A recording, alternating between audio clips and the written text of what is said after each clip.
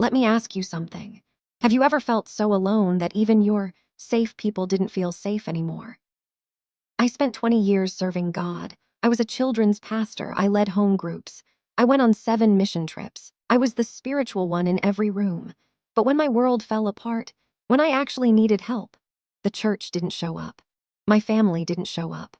And I sat in a new city, in a new church, surrounded by people and felt completely invisible.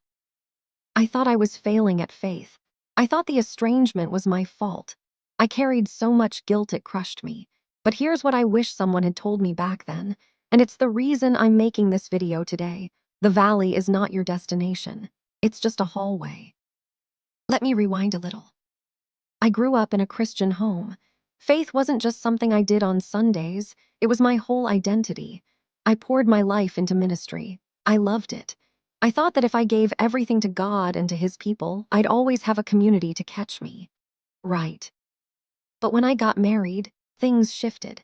Boundaries got blurry. And before I knew it, I was estranged from my family and most of my friends.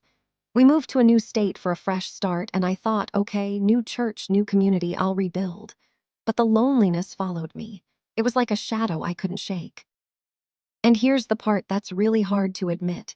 I reached out. I swallowed my pride, and trust me, for someone who used to be the one leading prayer groups, that was humbling, and I asked for help. I told pastors what I was going through. I told leaders. I told friends. And crickets. Either they didn't know what to say, or they were too busy, or they just didn't care. I stopped reaching out after that. It hurt too much. I remember lying awake at night thinking, God, I've served you for 20 years. Where are you? Why won't anyone help me? I felt guilty for the broken relationships. I felt ashamed that I was struggling. I thought I was a failure as a Christian.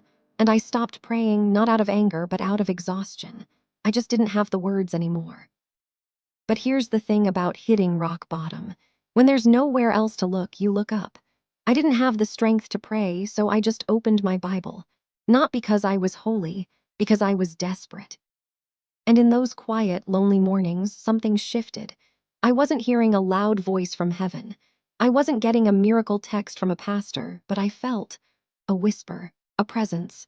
And I realized God hadn't left me. Everyone else had, but He was still here.